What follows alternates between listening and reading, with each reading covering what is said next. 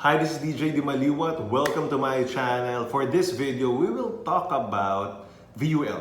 And can VUL really be an investment?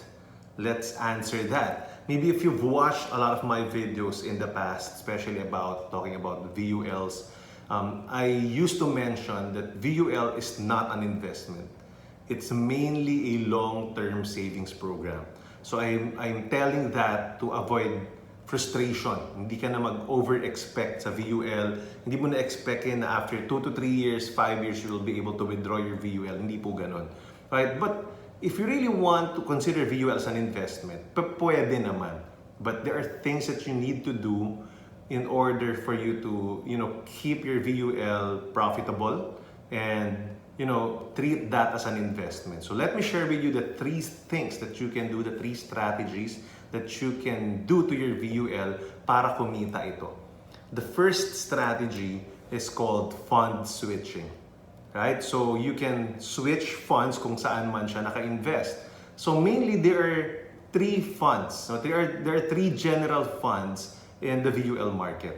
Right? These are the fixed income fund, wherein most if not all of the investments in the fixed income fund are invested in fixed income investments, right? Like the bonds, the government bonds, corporate bonds, right? The money market, etc.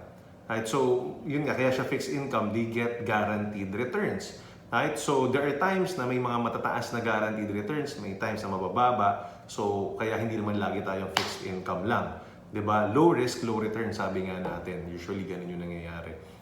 The next type of fund, the second fund, is called equities. Most, if not all, of the funds invested in equity funds are invested in the stock market, especially, just say the high-yielding stocks. Right? There are different types of equity funds. Ang mga sikat ngayon are the index funds because they just mimic the index. Let's say the PSEI, the Philippine Stock Exchange. They just mimic the top 30 corporations invested there. That's where they shop and buy around. Right? There are also more aggressive equity funds wherein hindi lang sila dun sa top 30 tumitingin, dun sa the companies outside of that, they speculate that with the hope of, these companies give high return. So medyo aggressive, high risk, high reward. Diba? Malaki rin yung chance na mag-negative din ito, especially when the market goes down. And the third type of fund is called balanced. So basically, mixture of equities and bonds or the fixed income. So parang nag-50-50 split or 60-40 split between the two. Depende sa fund manager. Again, the investments in VULs and also in mutual funds, because VULs are like mutual funds with term insurance. No, ganun din naman siya. So investment in VULs are handled by fund managers. Right? So may mga fund managers na nag-handle, nagde-decide which companies to buy, where, which investments to buy and invest. Right, so the concept of fund switching is just simple. When the unit price is high, when you think mataas yung VUL mo ngayon, you can switch to a more conservative fund. Lalo na pag feel mo na mag-slow down yung economy. Let's say kung na-predict mo na magkakaroon ng COVID noong 2020 or na-feel mo noong 2019 around July, sobrang taas ng market, so it might go down, then probably you sold or switch your fund, hindi mo binenta yung VUL mo, you switch your fund from the equities, for example, to bonds or to fixed income. And then when the price is low, hopefully let's say nasa bonds ka, and then the price is low, you can switch to a more aggressive fund. Let's say, feeling mo ngayon, paangat na yung Pilipinas, next year, by 2023, let's say our economy will really bounce back and be, faster. Then you want to be more aggressive. Probably you're switching your bonds to our equities para mas malaki yung maging returns mo, not just 4% or 5%. So that's the concept of fund switching. So depende sa product yung allowable fund switching per year. So there are products na once a year ka lang pwede mag-switch. There are products na 4 times a year. Pero nauuso na ngayon yung unlimited switching. Diba? Kahit kailan ka gusto mag-switch, pwede. Bahala ka, it's up to you. Pero syempre, you need due diligence to do that. So if you're a financial advisor, let me know in the comment section in your company or in your products how many times pwede mag-fund switch para alam ng mga nanonood sa atin dito. Right? The second strategy that you can do, and I also really highly recommend, is doing top-ups. Right? So top-ups is simply buying additional units, especially when unit price is low. Right? So kapag tingin mo bumaba, nag-crash yung market, let's say nung March and April 2020, sobrang baba ng market, di ba? So you can actually, what you can do is you can actually buy more units beyond the required premium. So, di ba, let's say naka-quarterly ka, naka-monthly ka, or annual ka sa insurance policy mo. Aside from that, you can top up, pay some more, so that you're able to buy units at a low price, especially kung mababa yung market. Diba? So that's a strategy actually. So being a semi-active investor, kahit nasa VUL ka, tinatime mo yung market kung feeling mo mababa siya. Now at this time, ngayon we're about 6.5 to 6.6 in PSEI, right? Our index, it's still quite low compared to about 9,000 3-4 years ago. So ibig sabihin, no, parang, we're 33% down, 30% down sa market. That's the potential upside, right? If 6,600 becomes 10,000, that's a 50% growth already. So yun yung potential. No? So you can top up habang mababa. But of course, you need additional funds. No? So kaya nga, tinuturo ko to, understanding this, you should be able to prepare yourself, not spend all your money, and have extra fund during this low times. You can buy more actually para pag-angat niyan, kasama ka. Diba? So you can also do top-ups even after your paying period sa VULs. Let's say 5 years to pay ka lang. And then, let's say, bumili ka 5 years ago, and then ngayon, feeling mo, ang baba pa rin ang market, it's below 7,000. And you believe in the Philippine economy, it will become 9,000, 10,000 in the future. I'm talking about the index, the Philippine Stock Exchange Index, PSEI level. Right? So alam mo, mababa pa yung economy ng Philippines, malaki pa yung upside niya. Maybe you still would want to top up in your VUL. That's what you can do. Right? So that's the second thing that you can do. Kung feeling mo mababa pa. You can also do like yung cost averaging, di ba? Tinuturo yan ng Call Financial. Tinuturo yan ng mga different gurus. Like, just bili ka lang every month. Wag mo munang tignan. Bili ka lang every month. Wag mo nang tignan yung presyo. So you can also do that in VUL. Right? You can constantly top up every year tuwing bonus mo. Right? Kung twice yung bonus mo, let's say June and December, then mag-top up ka kahit partial lang. Right? Or after the paying period nga, maghulog ka pa rin quarterly. You build a habit here, so you become an investor talaga. That's where it becomes an investment. You being involved in it, not just, waiting for things to happen, blaming our financial advisors for things that, beyond everyone's control din naman. So understanding this, watching this video, I commend you because you're investing in your knowledge and you become a more sophisticated investor. I can see you being more successful in your investments compared to many people out there. Right? The third thing that you can do is called rebalancing. So paano yung rebalancing? Medyo mas active ka dito. Right? It's like topping up. Magta-top up ka. You're topping up when unit price is low. So pala doon na pinag-usapan natin kanina. Ang ginagawa natin dyan, let's say, you have 1 million. Let's say you have a single pay VUL. Nag-invest ka ng 1 million, naging 800,000 na lang kasi bumagsak yung market. So you're down 200,000 in paper. Paper loss lang naman yan. Hindi mo pa talaga lugi yan. Diba? Rebalancing is, kung down ako ng 200,000, I'll buy 200,000 worth of units para bumalik ako sa 1 million. Binabalance mo siya. Right? My good friend and unit manager in our team, Rohel Morales, would use a metaphor na para kang may tindahan. May mga stocks ka, nagbenta ka, maraming umutang, hindi pa nagbabayad. Anong gagawin mo?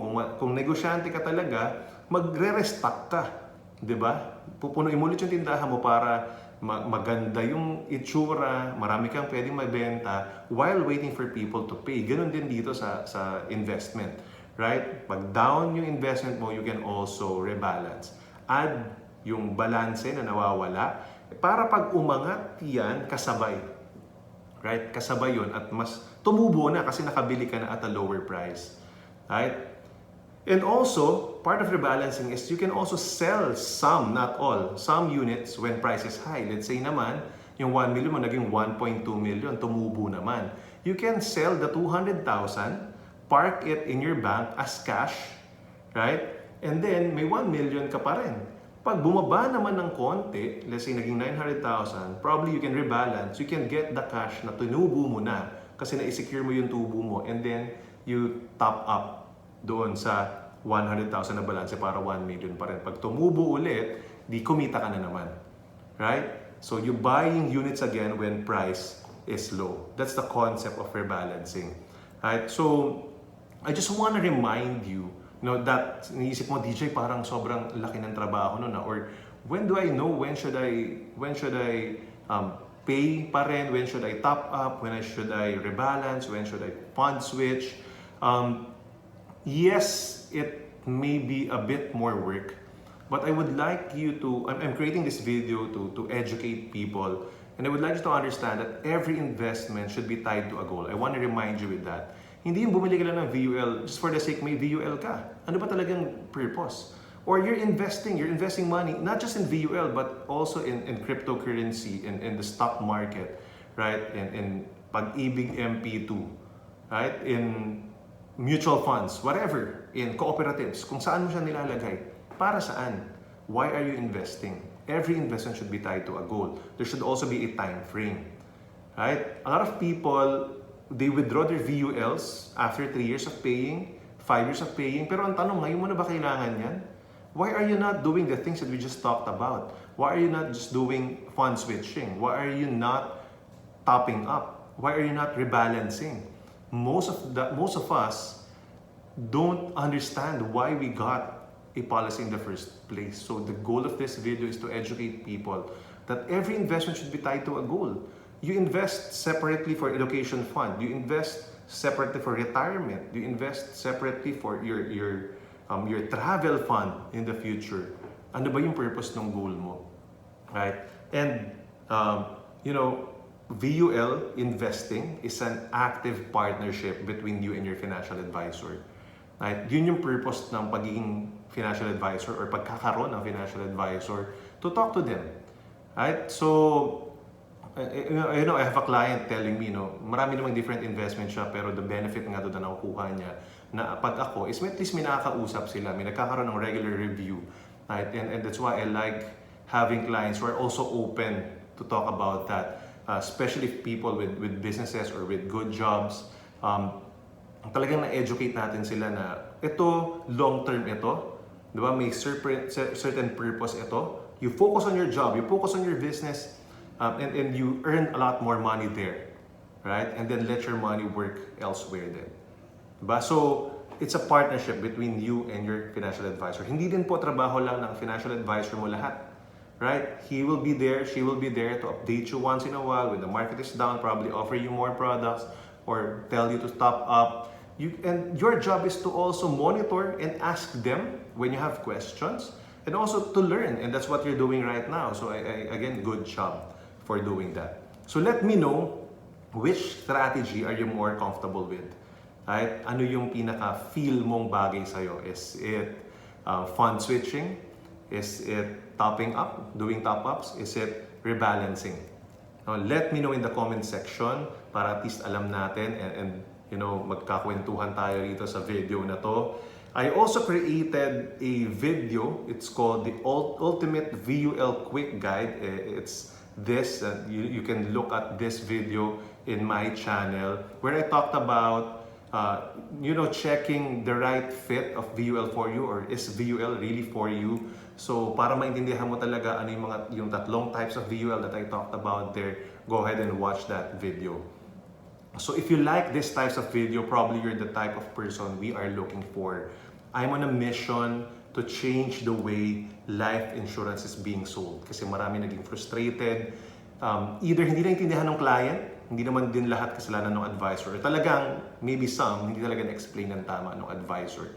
Right? So we are looking for a new breed of financial advisors who will do things the right way. Will study, will educate their clients the right way para hindi, everybody is happy. Right? if you feel that this message is for you and you want to be part of the movement, send me a message and be part of our team. Right? We are in need, we are in search of people who have the passion to do this business the right way and hindi lang magbenta but really educate, and not just educate their clients but educate a team of financial advisors now and in the future. You can build a big business out of this if you have that passion, just like me. So go ahead and send me a message to my Facebook page. Go to DJ Dimaliuat or go to facebook.com/DJ Dimaliuat official. So with that, thank you very much for watching this video. Hit the like button if you may. Subscribe if you haven't done so. And comment in the comment section. Let me know what are the things that you liked about this video. Share this video with your friends to help this video reach more people. So thank you very much for watching. See you again soon.